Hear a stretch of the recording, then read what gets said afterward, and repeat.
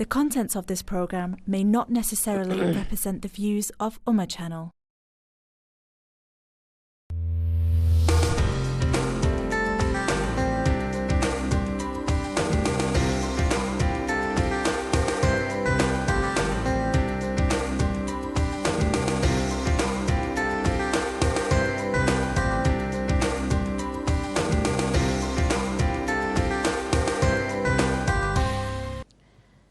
अस्सलामु अलैकुम वरहमतुल्लाहि ताला वबरकातुहु व मग़फ़िरतुहु।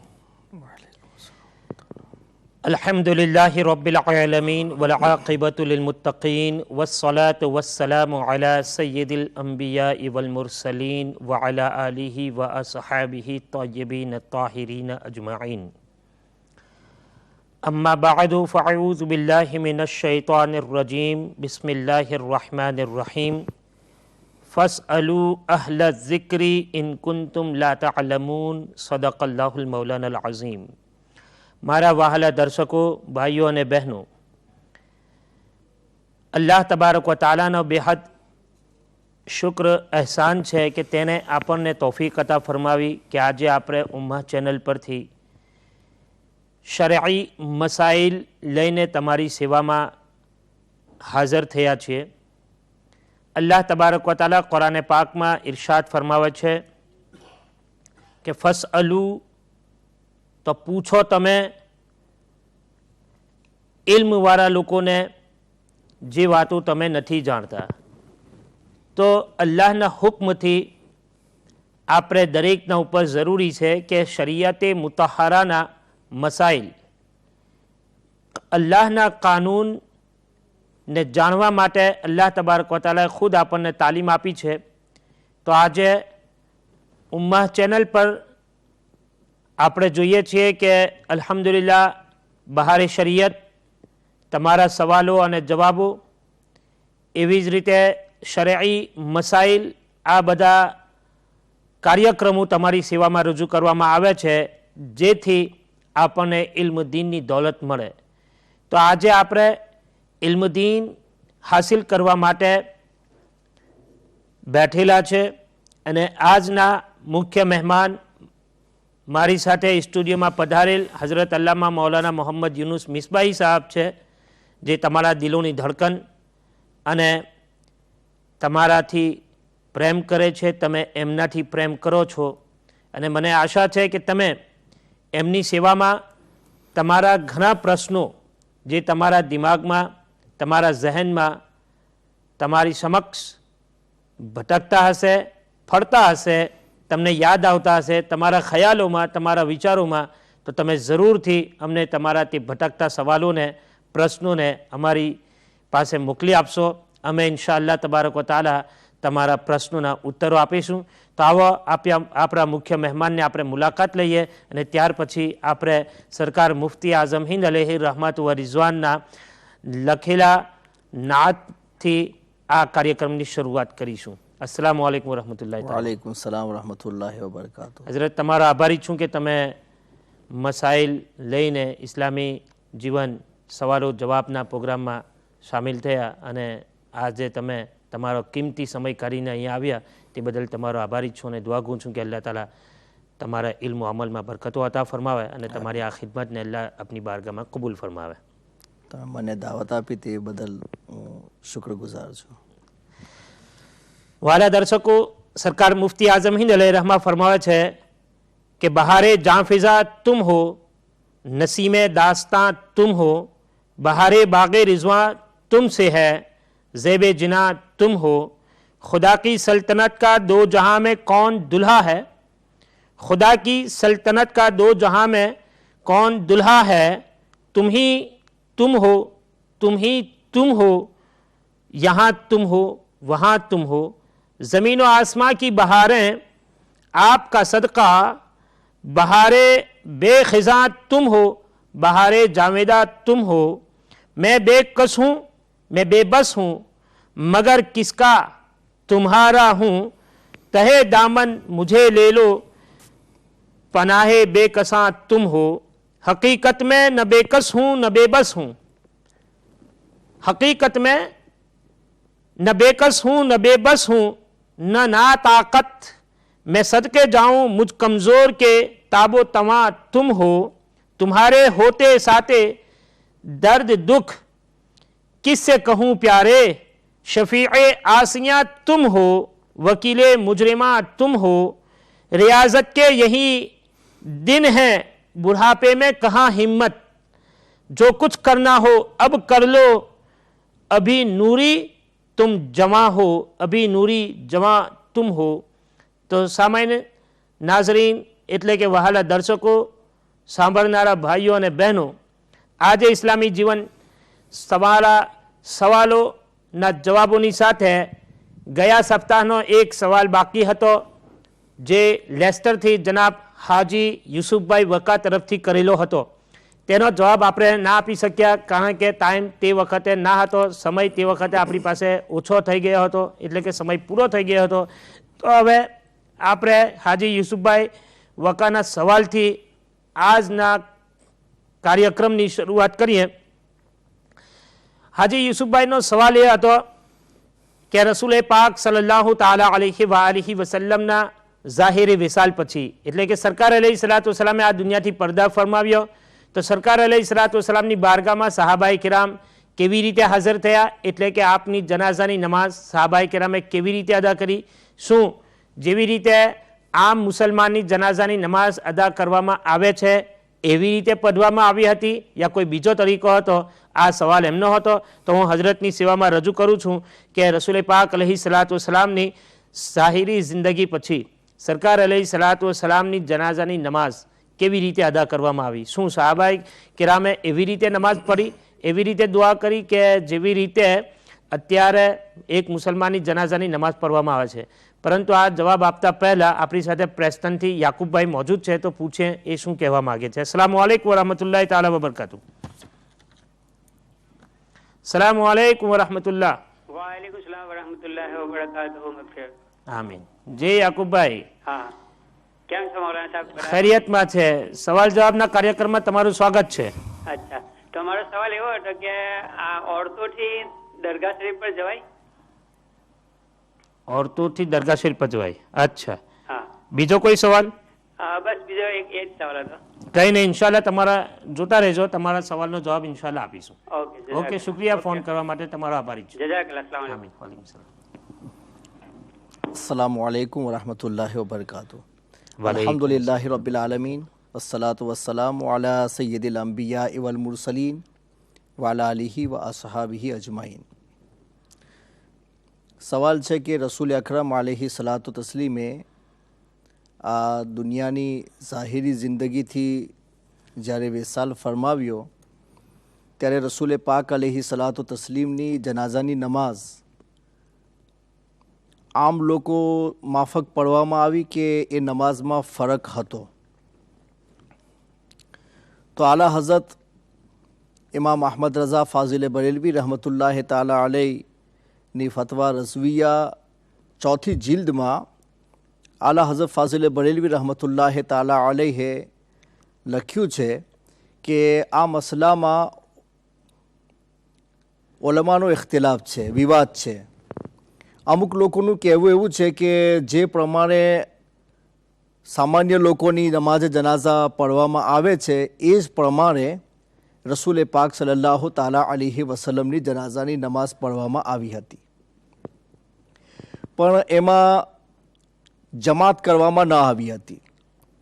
એનું રીઝન એ બતાવવામાં આવ્યું કે રસૂલે પાક સલ્લલ્લાહુ તાલા અલૈહિ વસલ્લમને જે રૂમમાં આપણે વેસાલ કર્યો હતો ત્યાં જ આપનું બદન મુબારક રાખવામાં આવ્યું હતું, અને એ રૂમ એટલો બધો નાનો હતો કે બધા લોકો એક સાથે ત્યાં આવી શકતા ન હતા.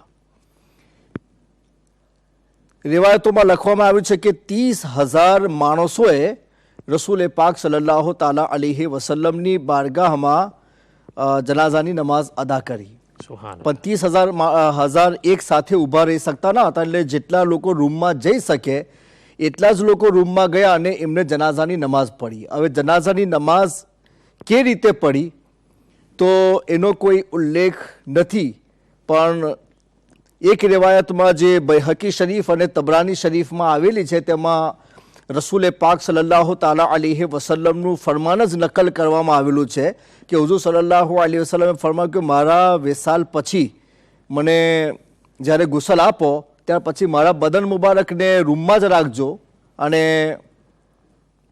પહેલાં હઝરતે જિબ્રીલ અમીન આવશે અને એ મારા પર દરૂદ પડશે, ત્યાર પછી હઝરતે મિકાઈલ આવશે, ત્યાર પછી હઝરતે ઇસરાફીલ આવશે, ત્યાર પછી હઝરતે ઇઝરાઈલ પોતાના આખા ગ્રુપને લઈને આવશે અને ત્યાર પછી લોકોને આવવાની ઇજાઝત આપવામાં આવશે.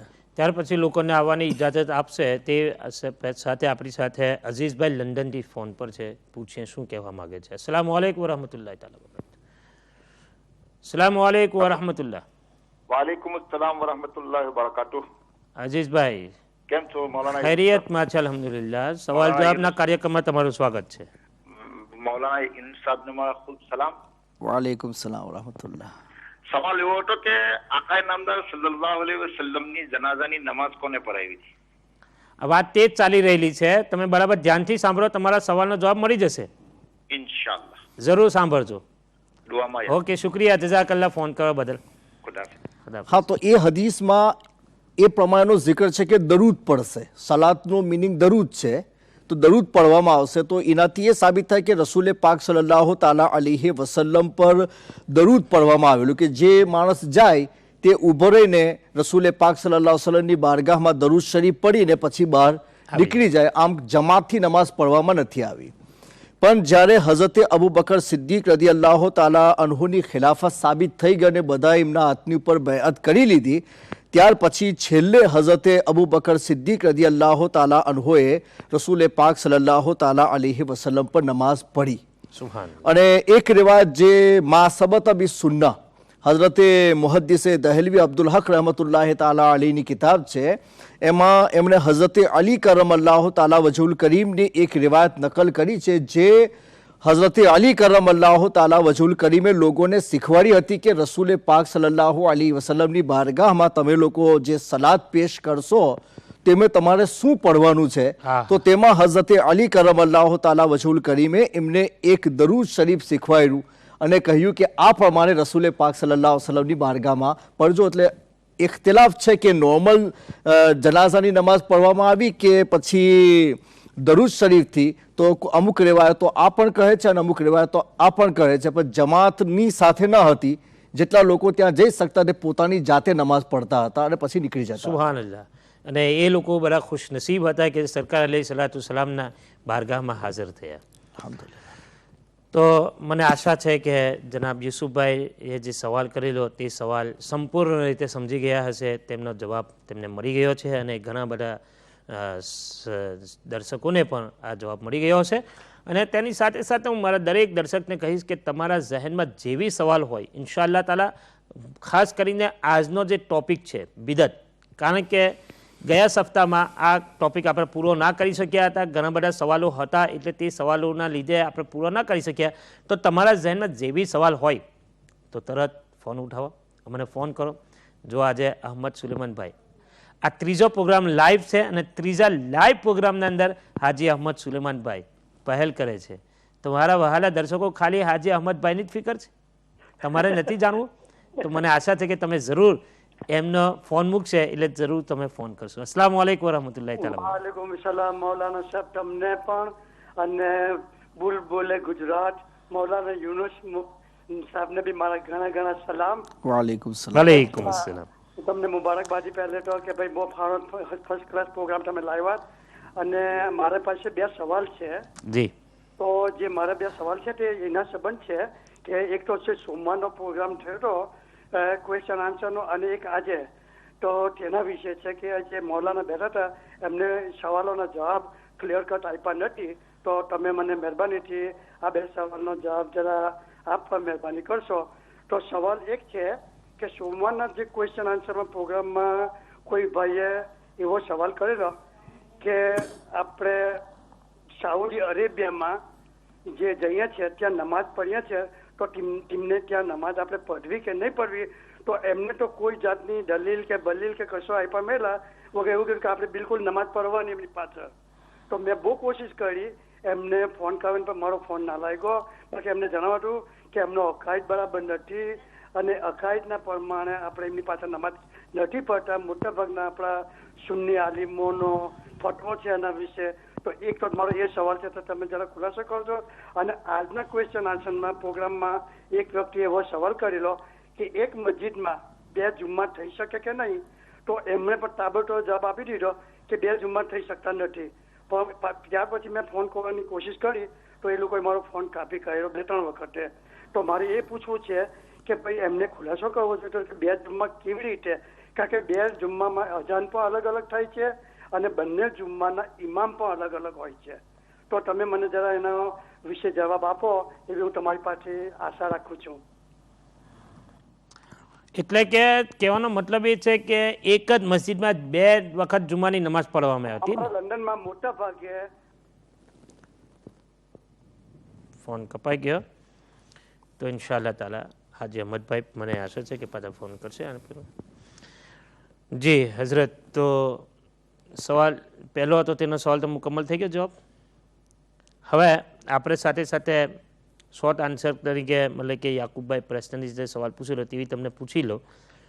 તો ઇસ્ટીઓ શું દરગાહ શરીફ પર જઈ શકે છે? औरतों ने मात्र रसूल पाक सल्लल्लाहु ताला अलैहि वसल्लमની કબ્ર શરીફ પર જવાની રજા આપવામાં આવી છે, કારણ કે તે વાજિબના નજીક કહેવામાં આવ્યું છે. અને રસૂલ પાક સલ્લલ્લાહુ અલૈહિ વસલ્લમની ઘણી હદીસો છે કે જે લોકો હજ કે ઉમરા માટે આવે અને મારી કબર પર હાજરી ના આપે તો એમને મારી ઉપર જુલ્મ કરેલો કહેવાય. તો એ બધી વસ્તુઓને લઈને औरतोंને પર રજા આપવામાં આવી છે. તે સિવાયના બીજી કબરો કે બીજા મઝારની ઉપર જવાનું તો એના માટે અનેક હદીસો છે. આલા હઝરત ફાઝિલ બરેલવી રહમતુલ્લાહ તાલા અલૈહ એ औरतोंની મઝારાત પર હાજરીના નામથી એક આખો રિસાલો, એક બુક લખેલી છે. તેમાં ઘણી બધી હદીસોથી સાબિત કરેલું છે કે औरतोंને મઝારાત પર જવાની અને કબ્રિસ્તાનમાં જવાની પરમિશન આપવામાં નથી આવી અને એમની ઉપર અલ્લાહની લાનત હોય છે, ફરિશ્તોની અને બુઝુર્ગોની પર લાનત હોય છે. અમુક આલિમો મતલબ કે એનો જવાબ એવો પણ આપે છે કે અગર औरत પડદામાં જાય તો જવું જાય છે, જઈ શકે છે. તો એ બરાબર છે?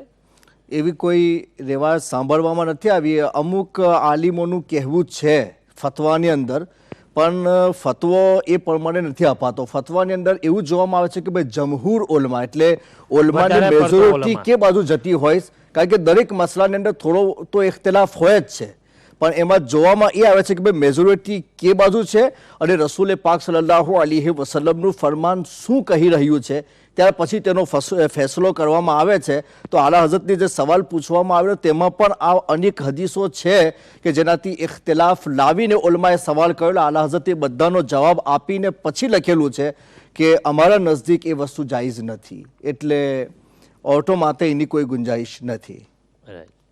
તો ફતવા રઝિયા શરીફના હવાલા મેં હા, તો યાકુબભાઈના સવાલનો જવાબ થઈ ગયો. મને આશા છે કે સમજી ગયા હશે. હવે બિદતના પ્રકાર ફિકહની કિતાબથી સાબિત કરી બતાવશો તમે કે બિદતના કેટલા પ્રકાર છે? મિરકાત શરહ મિશકાત જે હઝરતે મુલ્લા અલી કારી રહમતુલ્લાહ તાલા અલીની લખેલી કિતાબ છે, જેમાં રસૂલ પાક સલ્લલ્લાહુ જે હદીસો છે તે હદીસો પર એમણે છણાવટ કરેલી છે અને એની તશરીહ કરેલી છે, વિગત બતાવેલી છે કે ભાઈ બિદતનો મતલબ શું હોય છે અને બિદતના શું દરેક બિદત ખરાબ હોય છે કે બિદતના બીજા પ્રકાર પણ હોય છે. તો હઝરતે મુલ્લા અલી કારી રહમતુલ્લાહ તાલા અલીએ એના 5 પ્રકાર બયાન કરેલા છે કે એક બિદત તો એ છે કે જેને વાજિબનો દરજ્જો આપવામાં આવે છે કે રસૂલ પાક સલ્લલ્લાહુના જમાનામાં તે વસ્તુ ના રહી હોય, એ પછી વજૂદમાં આવેલી, પણ તે એટલી બધી જરૂરી બની જાય કે તેને વાજિબનો દરજ્જો આપવામાં આવે છે.